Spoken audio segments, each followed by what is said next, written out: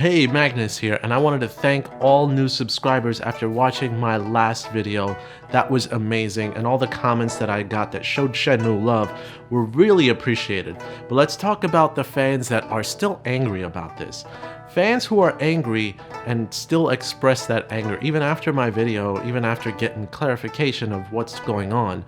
You have a right to your opinion as well, and I want to tackle that in my next video as to responding directly to everyone's opinions to try to understand ourselves as Shenmue fans, where is this anger coming from, so that we could address that.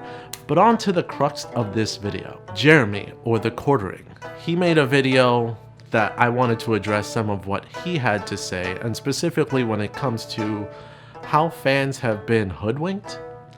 Let's check it out. In looking for the most enjoyable experience for PC, it was decided together with Deep Silver, after much discussion, that Epic Game Store would be the best platform? What? In looking to the best experience on PC, they decided Epic Games. Jeremy can't understand that. Simplify it for him in this basic video, which was my big kind of tiff because he kept going back to that. Epic Games provided funding so that Shenmue could be a larger, more expansive game. The one caveat was that in that deal, they wanted Shenmue to be Epic Games exclusive. So, it was decided that for the best experience of Shenmue, because that funding would mean that they could expand it more, it was decided to go to Epic. And Epic would be the best platform because you'd get the better game. That was a decision that had to be made in order to improve the game. But you didn't understand that because you don't know the history. And to be honest, Jeremy's channel is all about controversy, and that's all he's gonna lean on. So that means his success. It's what his success is.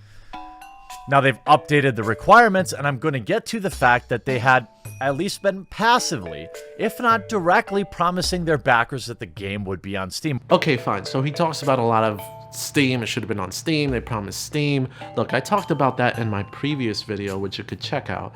But also the fact that if you think about it, Steam or it being on PC was something that was subject to change, but when it was switched, there were definitely monetary reasons why, and those who initially invested in the Kickstarter had their tiers, and basically when you pay for something, there were things that they got. But let's break it down a little bit further. Let's see what it was that they paid for and what the refund repercussions would be to the Shenmue franchise. To look at everything, let's look at the tiers specifically. Let's assume that for development they spent all the money. This game was made with less money than any of the first two Shenmue games. So there are investors. You have Sony, Epic, Shibuya Productions, and Deep Silver, not counting YSNet, who were the developers. So all these companies jumped in, but it's not known how much money they put in. But it's known that Epic provided money for exclusivity.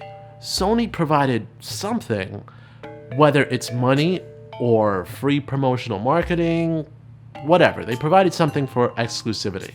Both companies have a vested interest in the success of Shenmue. It's safe to assume that as investors, they'd like to see some return on their investment. They want it to make money, of course. If not, there's no reason to continue the series and make a Shenmue 4. So let's round off the number of backers. Jeremy said that there were about 70,000, so the initial $7.5 million investment was done in a donations for rewards type of sense, with the return on investment based on what's promised in each tier. We're going to disregard the Steam versus Epic controversy since I covered that, like I said in my previous video, which you can check out here. Let's look at the rewards promised, specifically on Kickstarter, since it had the bulk of the backers. Kickstarter is comprised of 69,320 backers, totaling $6,333,295. Going to the first tier, which had 2,251 backers at $5, you pretty much don't get the game anyway. So let's just skip to the next tier, $29. You get a digital copy of the game, The retail version of the game is basically $50, so you're getting the game at a nice discount. Let's round again for simplicity's sake. That's basically $20 of potential lost profit per backer of this tier. According to the Kickstarter website, there are 26,238 people under this tier, which is basically 38% of all backers. Apply simple multiplication and you get $550,000 of potential profit lost at this tier alone. But these backers are pissed. But that's not all. Let's go to the $39 tier. That's another 382 backers. The amount lost is less, but about $10 less. So do the multiplication here, and it's just another $4,202 lost. Now let's simplify things here. Because we need to even out the playing field, out of 69,000 backers, 67,000 contributed enough to get the game. So since a basic retail version of the game is around $50, that would be around $3.3 million worth of sales. But the Kickstarter raised $6.3 million. So what the hell, right? They earned $2.9 million more than they should have, right? Give them more stuff. Well, as you can see, they are getting stuff. Stuff that they wanted and paid for. Some of the rewards even ask for additional time and energy to program these backers into the actual game. Based on these simple numbers, it seems that the company is still up about $2.9 million, right? So why not just give them additional content? Okay, let's say they did that. 67,000 backers paid for tiers of at least enough to get the game. Bonus content stuff retails at about $65 total, according to the Epic Game Store. Total potential sales for bonus content is $4.4 million. Under these tiers, the 67,000 backers raised $6.3 million. Basically, off of this tier, they would have made an additional $1.9 million instead of the $2.9 million. That's a whole $1 million cut from the potential sales earned. But make no mistake, every penny was spent of our initial contribution, which is why Epic came into play and paid to make the game better and to get exclusivity. So basically, the only way that the game is going to make money is from people who didn't invest, who hopefully bought the Shenmue 1 and 2 HD re-release and want the third. How many people do you think that will be? I don't know. It's hard to predict.